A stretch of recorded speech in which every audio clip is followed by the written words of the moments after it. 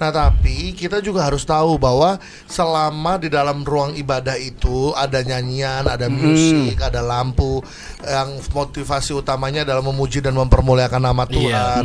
Tapi di dalamnya tuh juga suka nggak suka ada unsur entertain. Dengan greetings seperti itu, atau dengan activity ice breaking seperti itu, sebenarnya itu menggambarkan bahwa WL tersebut tidak memiliki kesiapan yang baik. AKA WL tersebut tidak mumpuni. Ini cara melayani orang introvert ini gimana dan melibatkan mereka dalam pelayanan apa kira-kira yang cocok?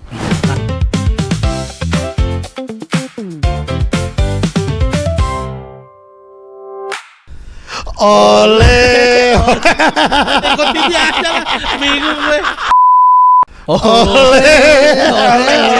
Ini ngapain sih oleh-oleh aja? Kenapa lu bahas itu? Kenapa? Ya karena tahun ini adalah tahun Piala Dunia. Oke. Terus jadi kita ikut merasakan euforia dari oleh-oleh itu. Kan intronya nggak boleh, jadi nyanyi boleh. Emang ada yang pakai intro lagu itu?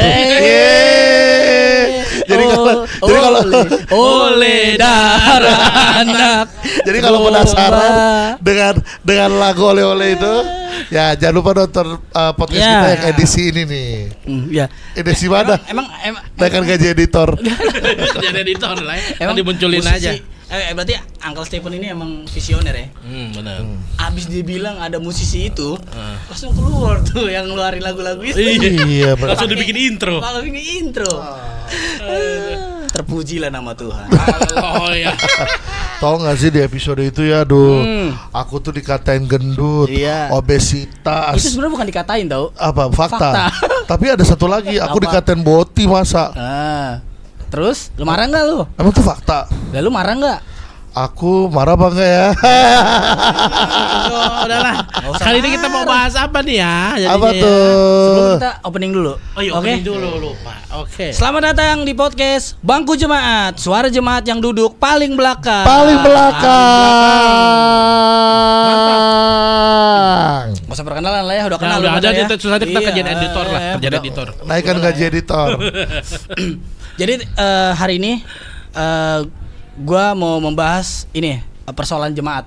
Apa tuh? Ya, karena saya jemaat paling belakang. Gini bapak-bapak pendeta yang biasa duduk di bangku depan. Jadi jemaat itu kadang-kadang WL ini suka ngomong nih, ketika awalan lagu masuk ataupun di pertengahan. Mari kita tepuk tangan. Ngomongnya gini, salam kanan kiri Anda. Salam dulu. Benar tuh sering tuh. Nah, kadang-kadang ulang-ulang, kadang di awal sebelum mulai, setelah intro, setelah musik lagu pertama, ngomong itu lagi. Beri salam kanan kiri. Betul, salam lagi. Salam lagi. Nah, waktu itu, tapi ini kan kebiasaan WL ya. Iya. Kayak nggak punya kosakata lain gitu. Ya kan? WL yang mana? Ya ada lah. WL siapa lagi? Banyak. Di banyak gereja tuh pasti salaman mulu. Katakan sebelah kanan kiri Anda. WL yang suruh ngomong, yang suruh salaman tuh WL yang karena gini, kadang-kadang tuh gua aja ya, gua yang masih kenapa sih masih lu benerin? Cari aman banget sih lu. Enggak kan, biar gak prasangka, itunya aja dipotong yang tadi. Ya gini loh. Gua bukan orang introvert ya. Gua pernah tes, gua tuh ada ekstrovertnya, ada introvertnya. Tapi gua tuh kalau salaman berulang-ulang kiri kanan juga janggal gitu, kayak salaman lagi sih. Kalau enggak beri senyum. Ya elah. Lama-lama campur. Beri senyum kanan kiri Anda. Ya, kalau mukanya cakep masih gitu kalau. Saya ada backsoundnya Pak Romel. Apa tuh? Beri senyum kanan kiri Anda. Aku tiba-tiba suka kamu.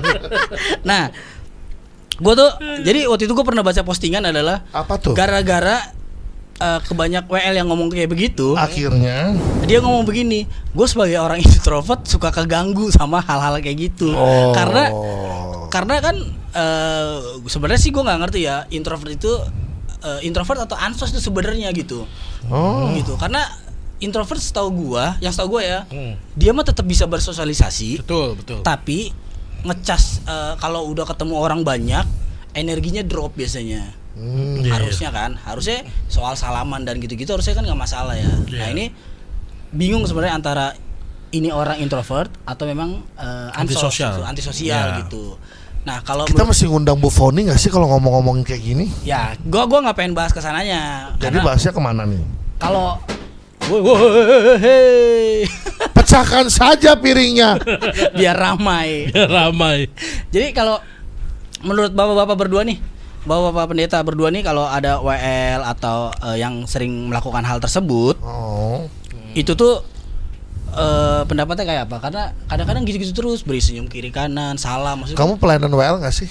Pelayanan Kamu WL? Iya. Berapa lama kamu jadi WL? enggak selama bapak lah ya pastinya ya.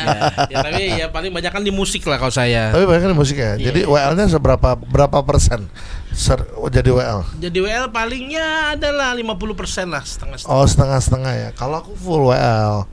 Karena aku banci tampil. Jangan begitu loh. bisa nggak sih tidak menggunakan istilah-istilah Apa sih kalau pengen tampil banget? Apa ya? Apa ya? show off. Pinter ya anak ini kalau pinter nih. kalau kadang-kadang dibutuhin pinter loh. Masuk deh podcast. Ya. Terus. Nah, jadi pendapatnya gimana dengan WL yang suka begitu? Nah, sebenarnya sih ya tadi yang seperti Bro Andi bilang, ya mungkin kehabisan kosakata, makanya itu Atau perlu mungkin juga. bisa dilihat dulu tujuannya kali ya, Iya, Pak. kalau sekali dua kali masih oke, tapi kalau yang memang tadi kasus tadi terus-terusan, nah ini kan berarti kan harus belajar cara public speaking harusnya. Nah kalau kita bahas hari ini kan tentang gereja versus jemaat introvert. Nah gimana dengan jemaat-jemaat introvert yang disalam-salamin gitu kan. Nah ini kita harus bedakan juga, namanya introvert sama antisosial ini beda loh. Iya tadi saya Ya, tadi kan udah begitu, jelasin makanya kan. gua bilang. Nah jadi memang kalau misalnya tiba-tiba kita bisa nggak tahu juga kalau dia bener introvert apa antisosial, karena tipis-tipis. Nah kalau terus disalamin, nah efeknya sih gini doang.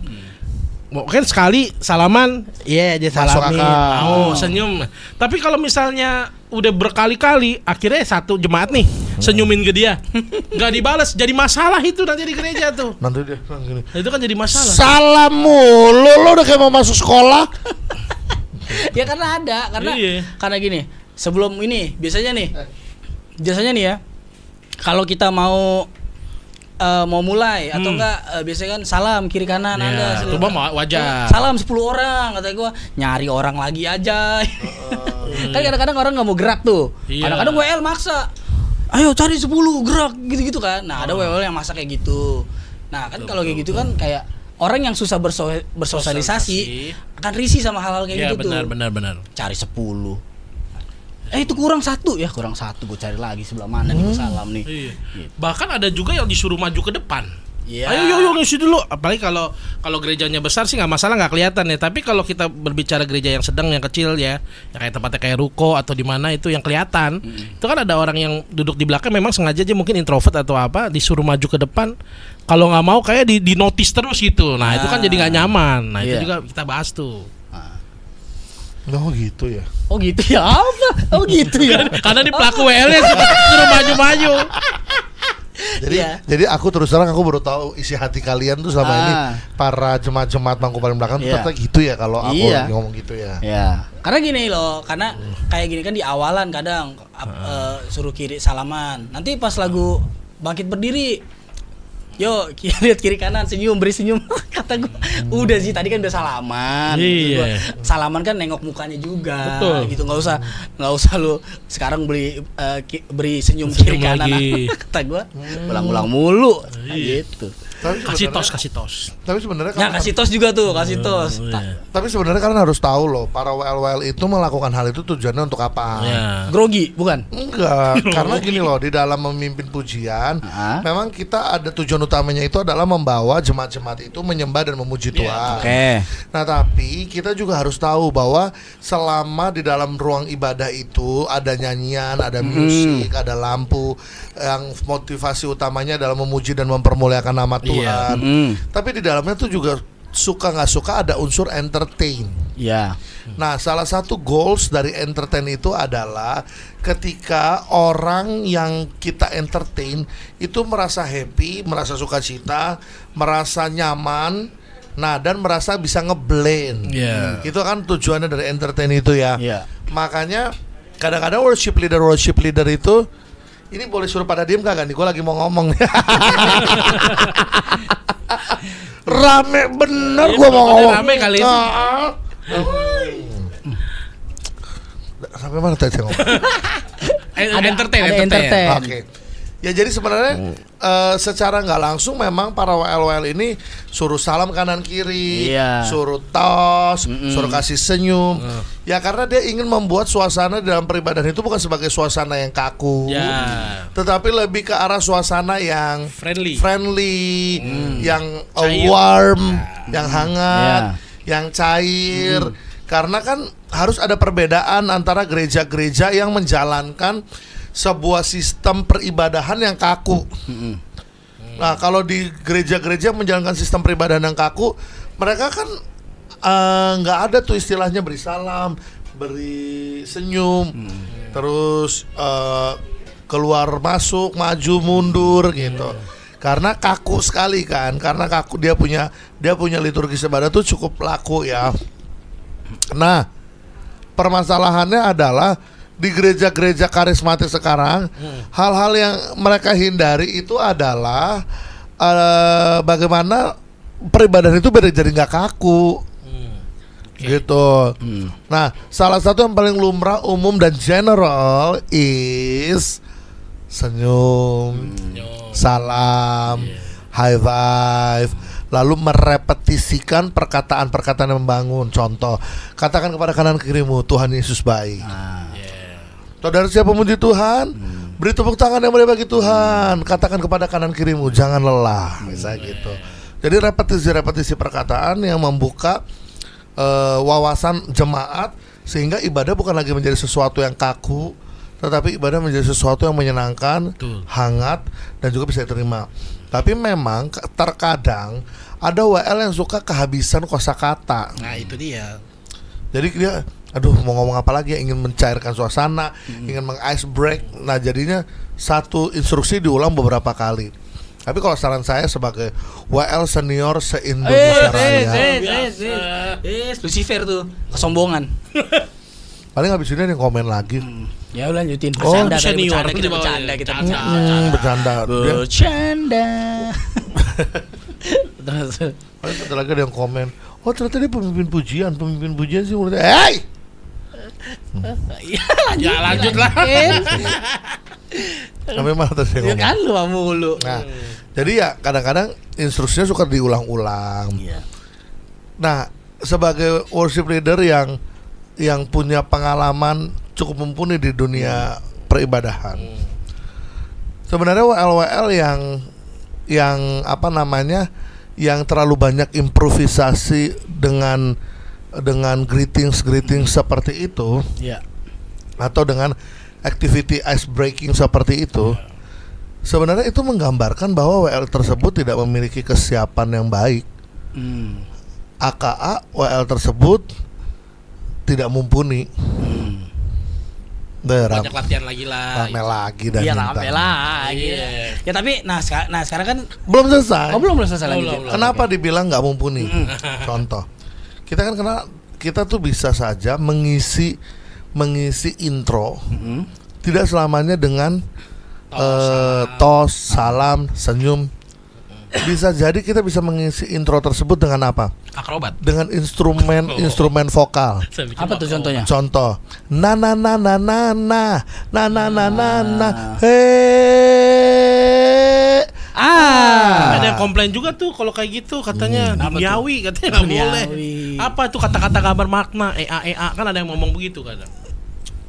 Nah katanya gini, ada juga yang bilang, lah itu kan yang barusan dicontohin kan itu instrumen dunia.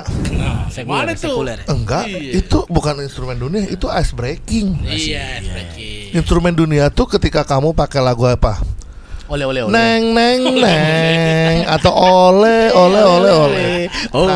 Nah, sebagai seorang worship leader, kalau kamu punya kemampuan yang spesial dan talenta dan karunia yang mumpuni di dalamnya, kamu nggak akan pernah berhenti pada katakan kanan kiri, ngomong kanan kiri, kasih tos, kasih salam, kasih senyum.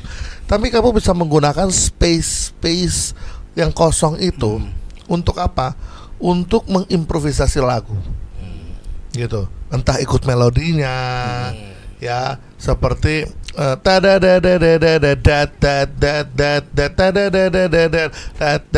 kita bisa aja ngisi nih. Yang siap memuji Tuhan, mari kita bangkit berdiri bersama-sama serukan haleluya.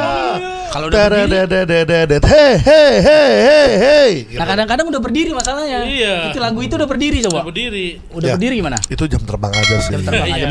Benar. Ya. Ya, kita balik lagi ke introvert ya. Iya. Enggak. Lanjutin lagi. Nah, sekarang kan kalian berdua adalah Iya. gembala nih di gereja masing-masing. Nah, kalau di pengalaman worship leader di gereja kalian kayak gitu nggak?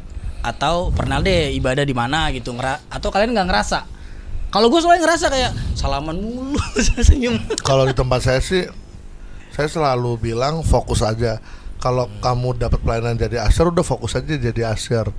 Kalau fokus kamu adalah memimpin pujian, fokus aja nyanyi. Juga jangan jadi WL yang kurang jatah. Disuruh nyanyi, disuruh memimpin pujian, dia malah setengah khotbah. Oh ada. Oh iya, ada tuh, benar. Kasih kesaksian. Ada kesaksian yang durasinya lebih panjang daripada si pengkhotbah yang punya gawe. Ada. Nah, jadi ya fokus aja ketika kamu punya jabatan bernyanyilah dengan skillfully. Kalau kamu punya jabatan untuk melayani dalam bidang yang lain, layanilah bidang lain juga dengan pekerjaan yang maksimal. Bang Romel. Kan Bang Romel juga pernah jadi WL dan sekarang jadi gembala gitu. Kalau itu ya bener sih kata Pak Steven ya. Jadi bener itu, jadi untuk WL itu nggak semuanya harus dipakai dengan kata-kata itu. Buat bener untuk ice breaking awal-awal mah nggak masalah gitu. Tapi kalau di tempat saya sih nggak ada ya kayak gitu. Saya lebih ke arah kalau misalnya memperhatikan kita ngomongin soal introvert, itu soal bagaimana memberdayakan orang introvert ini dilibatkan dalam pelayanan. Nah ini kan yang tantangan gereja sebenarnya kan. Kalau bukan sekedar disuruh salaman gak mau, nah itu kan nanti ada akibat fatalnya lagi tuh. Kalau tiba-tiba yang sebelahnya ekstrovert, gini-gini, terus tiba-tiba yang sebelahnya diem, nah jadi masalah kan. Nah coba Jadi sekarang isu baru ya. jadi isu baru. Makanya sekarang bagaimana kita fokusin orang introvert ini, cara melayani orang introvert ini gimana, dan melibatkan mereka dalam pelayanan apa kira-kira yang cocok. Nah itu akan kita kupas tuh. Nah sedikit kalau dari saya pribadi, ada nggak jemaat yang introvert? Ada, di tempat saya ada. Apakah orang pelayanan itu orang yang dipakai Tuhan harus ekstrovert? Kalau menurut saya nggak juga, karena orang introvert itu juga bisa dipakai Tuhan di bidangnya. Itu kan karakter. Beda dengan antisosial ya. Antisosial tuh artinya orang nggak ada empati sama sekali, nggak peduli dengan lingkungan sekitar, mengurung diri, nggak mau ketemu. Nah itu beda dengan antisosial. Tapi kalau introvert ini adalah yang tadi kayak Bang Andi bilang, mereka tuh ada energi dari kesendiriannya itu, lebih tenang tuh kalau sendiri gitu, lebih fokus kalau sendiri. Nah itu introvert. Nah contoh pelayanan yang bisa dikasih kepada orang-orang introvert apa itu? Suruh nulis renungan aja. Ya kirim buat nulis renungan, dikirim di grup WA atau apa namanya, udah suruh dia jadi salah satu tim doa tapi yang nggak berkumpul-kumpul. Yuk tugas doa di rumah ya jam segini sendiri-sendiri. Itu berguna juga loh. Orang-orang introvert itu kan berguna. Apakah ada contoh di Alkitab orang introvert yang Tuhan pakai dahsyat? Ada. Musa introvert. Lebih ke nggak ada orang kali zaman dulu. Bahkan Musa lebih kurang orang kali zaman dulu, kurang orang.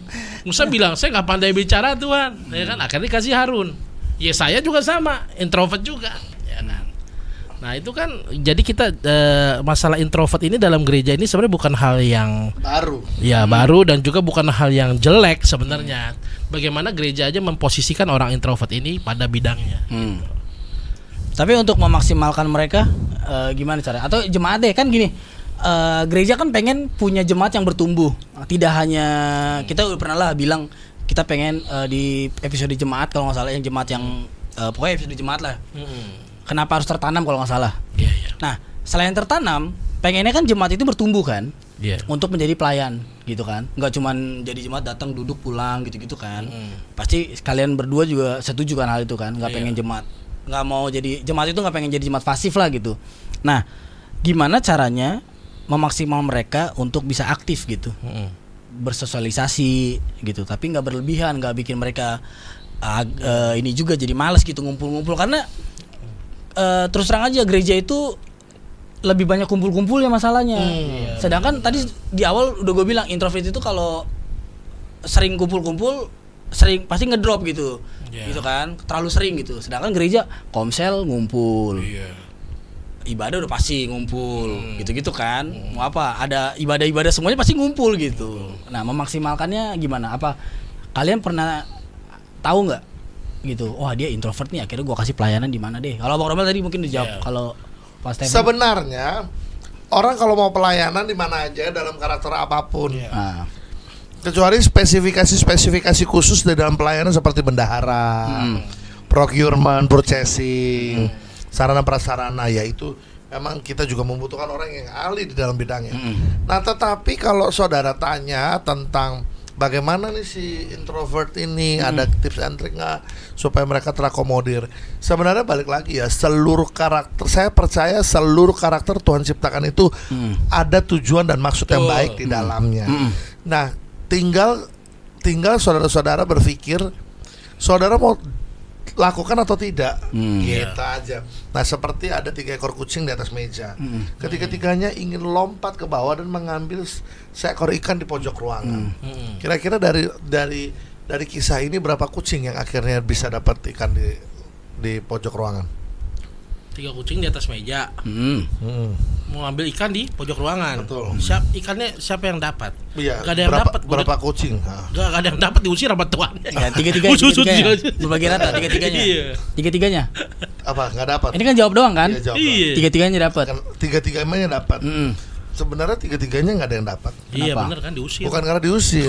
Iya. Karena ketiga-tiganya hanya punya keinginan untuk mengambil ikan di pojok ruangan. Oh, poinnya di sana. Hanya cuman kepengen, tapi nggak do action. Tapi kan loncat tadi katanya.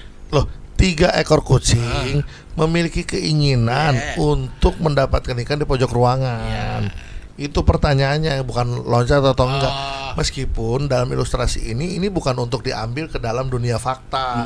Ini adalah sebuah silogisme dan juga sebuah sebuah ilustrasi supaya kita paham kalau jadi seseorang yang berkaitan di bidang praise and worship, khususnya worship leader. Ini kita nggak cuma lagi ngomongin soal introvert atau tidak atau antisosial ya gitu. Mau lakukan atau tidak mau lakukan. Kita nggak lagi ngomong dalam rangka batasan itu. Yang kita omongin adalah mau lu introvert, mau lu extrovert, yang penting lu punya sebuah kerinduan dan keputusan untuk melayani Tuhan. Iya dong. Apapun bidangnya pasti Tuhan yang mampukan. Betul. That's why kita selalu berdoa begini kan, Tuhan berikanlah kami kekuatan untuk melayani Tuhan. Mampukan bila aku nggak mampu. Lakukan sesuatu bila aku merasa aku memang tidak mampu dan tidak bisa, Tuhan. Karena ketika kita melayani bukan karena kita sekedar hebat, tapi karena ada kuasa Tuhan yang mengintervensi kehidupan kita sampai kita bisa melayani apapun, whatever karakter kita seperti apa.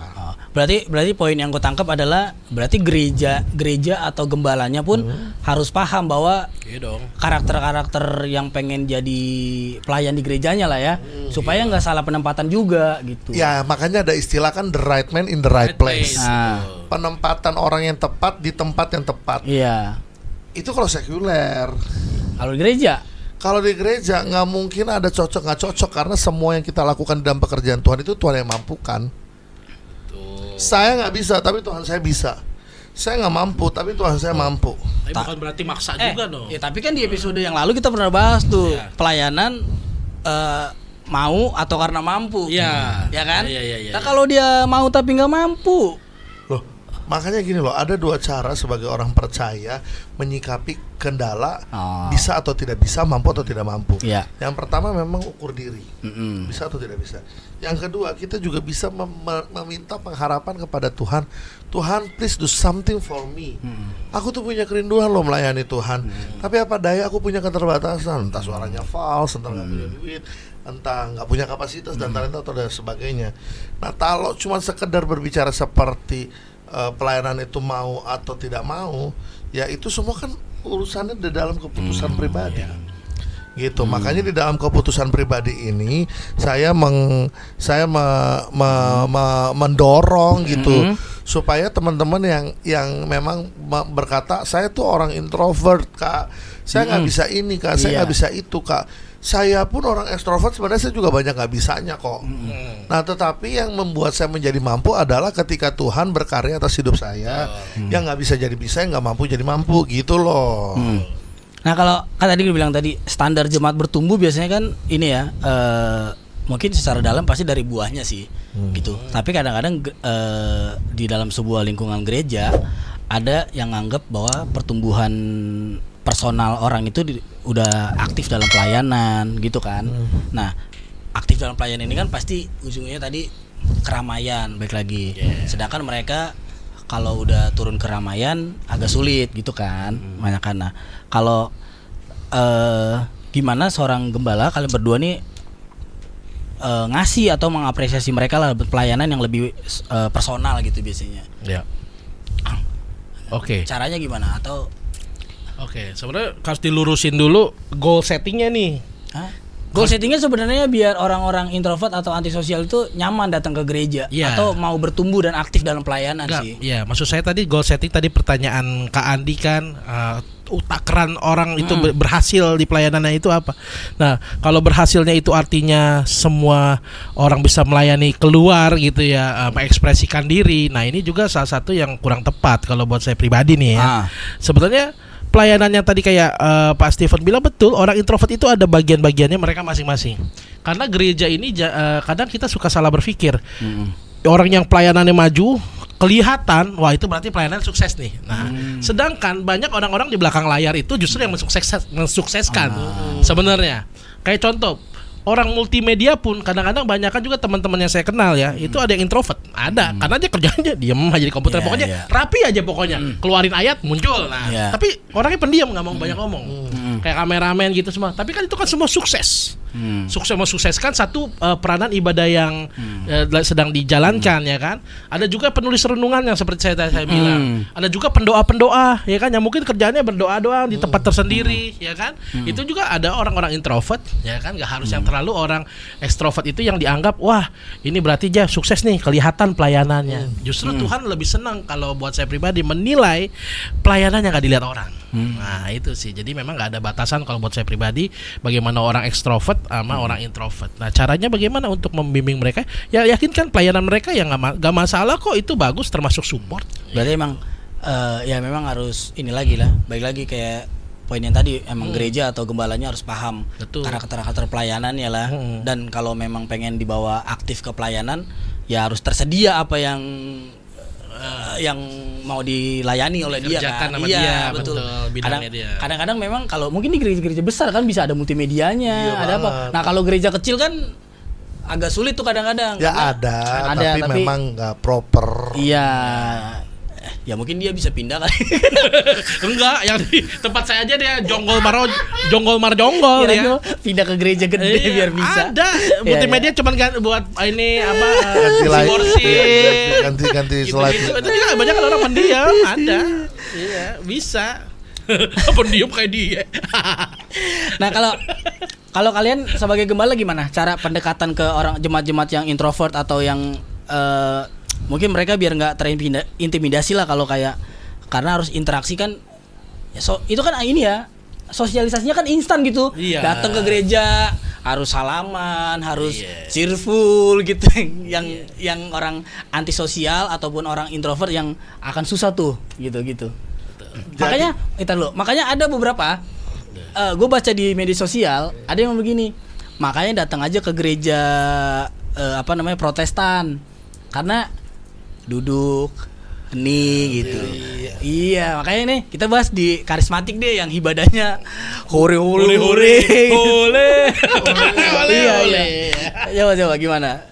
Biar ini. Kenapa jadi ulet teh pucuk dah? Ada ya, gimana? Pokoknya menurut saya ya, semua orang itu punya kapasitas dan talentanya masing-masing. Semua orang mempunyai kapasitas dan talentanya masing-masing. Jadi ya lakukan apa yang kamu pandang baik aja sih. Udah deh sih, selesai itu aja. Dan yang kamu pandang baik itu adalah kebenaran yang didapatkan dari firman Tuhan. Jadi mau kamu introvert, mau kamu ekstrovert, yang penting kamu punya Tuhan. Yang penting kamu ngerti kamu mau jalani hidup ini untuk apa sih Tuhan. Menurut aku go ahead. Gitu. Cinta bisa karena terbiasa. Tuhan bisa karena kuasa. Tapi pernah nggak ketemu jemaat yang tadi abang bilang ada ya? Ketemu jemaat yang introvert yang malu-malu lah atau emang antisosial di lah. Di gereja saya ada. Namanya Hana. Pertama kali datang selalu gelendot sama mamahnya. Sekarang mimpin pujian udah bisa ngoceh di depan rumah. Jadi itu cuma soal aktualisasi penerimaan dan pembekalan. Iya, betul. Tapi berarti kita ngomongin ke karismatik aja kali ya, karena berarti jemaat karismatik sebenarnya nggak harus kayak gitu ya. Ya kalau emang lu maksudnya gereja karismatik bisa lah memahami atau memberikan pelayanan ke orang-orang introvert gitu. Iya dong, harus. Ya, jadi nggak lu cuma diem doang gitu. Iya, nggak dipaksa-paksa juga. Dipaksa-paksa juga yang ya. suka maksa tuh. Kadang-kadang Dan diiming-imingi. apa tuh maksudnya? Dipaksa-paksa dan diiming-imingi. Iming-iming apa? Diiming-imingi apa? Pelayanan atau ibadah? Nanti dapat persembahan kasih ya. Oh. Lebih gede jadi WL loh gitu. Kok pelan suaranya? Pelan tapi dia deket mic, Nggak jelas pelan, banget kan kan dekat gede. mic, jadi pasti sana dengar. Gue bikin stereo. Ada gemanya. Ya ini aja deh closing statementnya buat teman-teman kalau punya jemaat atau teman-teman kita yang teman-teman Kristen yang introvert atau malu untuk bersosialisasi dalam gereja, kalian mau kasih apa ke mereka gitu? Kasih kata-kata ke mereka lah gitu supaya mereka mau tetap ibadah, jangan malu-malu gitu. Oke, ya saya dulu lah dari From Jonggol nih ya. Untuk jemaat yang introvert ya, gereja itu harus berperan aktif seperti tadi, bisa melihat karakter setiap pelayan atau jemaatnya ya. Jadi ditaruh di tempat mereka yang tepat ya. Untuk apa? Bukan artinya pelayanan cari yang nyaman, enggak, tapi supaya mereka maksimal dengan karakter mereka itu kan. Ditaruh di sana ya. Jadi semua orang berharga kok di mata Tuhan. Amin. Nah, tapi satu hal juga gereja harus memperhatikan satu. Soal introvert ini tadi kan sempat disinggung di awal, saya sekali lagi saya bilang ini berbeda dengan antisosial. Nah, ini harus dilihat. Jadi kalau memang ternyata arahnya ke antisosial, nah ini memang perlu penanganan secara profesional dan gereja harus cepat bertindak. Karena kalau sekedar introvert ya itu masih nggak masalah, tapi kalau memang sudah antisosial, nggak mau ketemu orang, ya itu ada pelayanan pastoral yang lanjut dan bisa dibantu dengan profesional. Bapak Stephen, kata-kata untuk penguatan untuk teman-teman yang introvert atau yang antisosial deh, biar mau datang ke gereja gitu. Buat yang introvert, yang extrovert, buat yang bawel maupun pendiam, dengerin baik-baik. Kalian itu semua diciptakan sempurna seturut dengan gambar dan rupa Allah. Jadi jangan mau ngikutin maunya hatimu, ikutin apa rencana besar Tuhan yang harus digenapi melalui hidupmu. Amin. Saya sebagai closing statement saya bilang begini ya. Berikan alasan kenapa Tuhan masih memberikan engkau hidup sampai pada hari ini. Berikanlah Tuhan alasan untuk apa Tuhan harus memberikan berkat, memberikan hidup, memberikan waktu sampai pada detik ini. Dan ketika kamu sudah mampu dapat memberikan alasan kepada Tuhan kenapa aku ada sampai pada hari ini, percayalah di titik yang sama kamu akan tahu bahwa sebagai orang yang percaya kepada Tuhan, hidup ini bukan lagi ngomongin soal apa yang aku mau lakukan, tapi apa yang Tuhan mau lakukan. Iya, betul. Titik. Oke. Mantap. Keren. Jadi kalau buat teman-teman WL juga belajar lagi biar jangan orang-orang introvert ini merasa tersudutkan. Salaman lagi aja gua. Tadi kan masuk salaman gua udah. Mau nyanyi salaman lagi gua. Makanya itu jam terbang mesti ditambahin. Coba ada bisa di LGBR Medical ya. Ada WL yang mau mendaftar. Kok Joko kesian kejauhan. Ntar dia tahu nama gereja gue dicari lagi. Ya kan udah tahu Udah di sini. tahu, iya, ada iklan dari tadi penampang. Oke lah kalau ini. Semoga pembahasan kali ini memberkati teman-teman yang udah nonton. Amin. Mau kalian ini pembahasan introvert ya, atau kalian introvert atau antisosial, tetap datang beribadah Ya, gitu. Dan semoga untuk gembala-gembala atau gereja-gereja yang nonton podcast ini Jangan takut. jangan takut.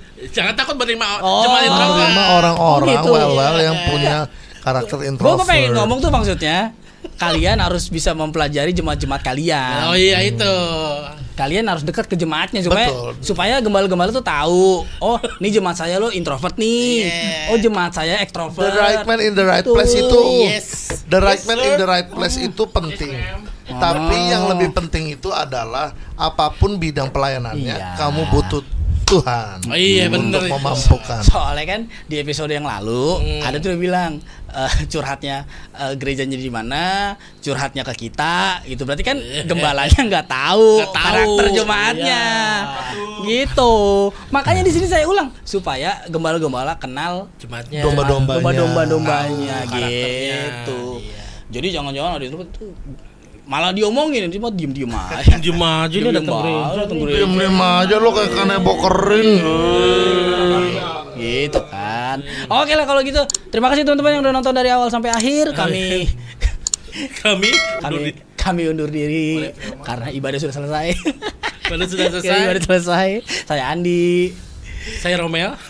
Aku Steven. Bye. Shalom, Tuhan Yesus berkati.